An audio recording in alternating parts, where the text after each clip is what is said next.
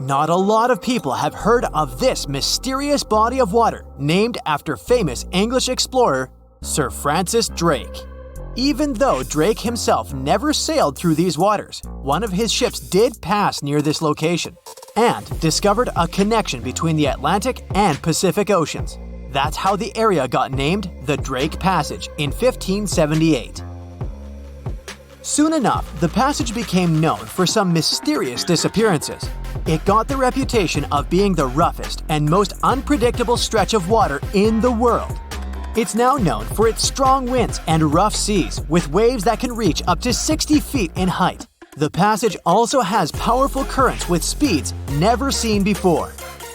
Does it sound like a good start to an adventure book? Sure, it doesn't make the place any less real. If you ever decide to travel between the southern tip of South America and the southern tip of the Antarctic Peninsula, you will come across the infamous Drake Passage. We call this place the Drake Passage today, but locals still believe it should be named after Spanish explorer Francisco de Oces. He was a Spanish navigator who, in 1525, led the first known European expedition to navigate the Drake Passage. The trip was part of an attempt of Spain to find a new route to the Spice Islands in the East Indies.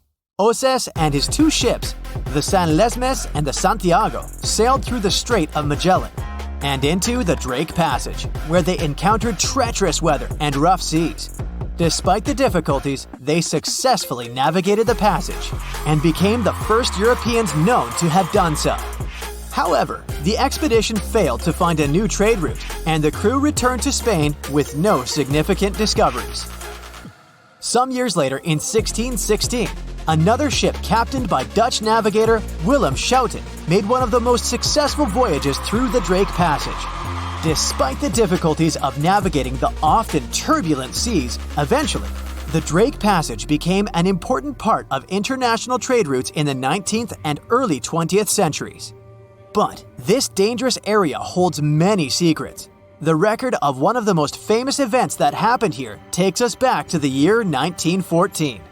During that time, a British explorer named Shackleton wanted to travel to Antarctica with 27 men split between two ships.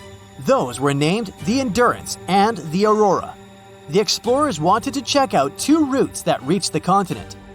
But in 1915, the Endurance got stuck in ice while crossing the Drake Passage and was slowly crushed. Shackleton and his crew had to leave the ship and could only gather some personal belongings. The Endurance eventually sank, and the crew had to survive on ice for a while. The mission changed from exploring to surviving, and only in 1916 all the men were rescued.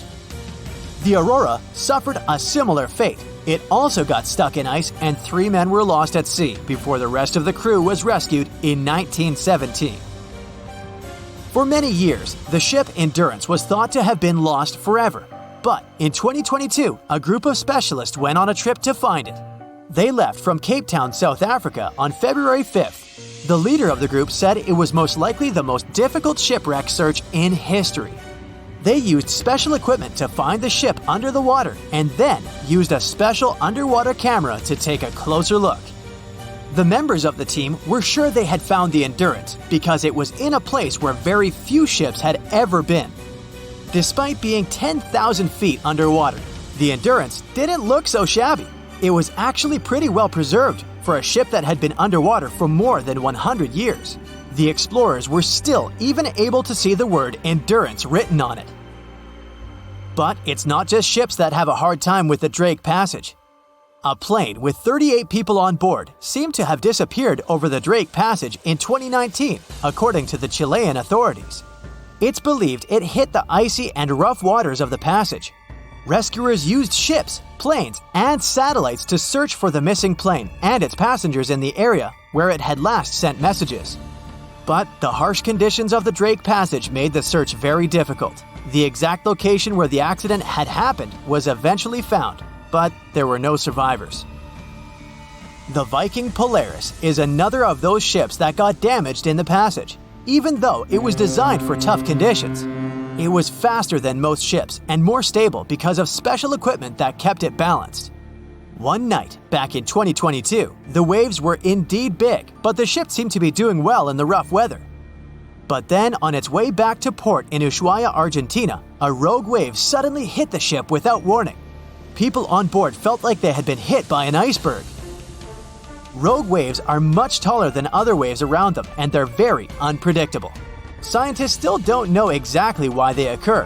When this rogue wave hit the Viking Polaris ship, it immediately broke windows on the second deck.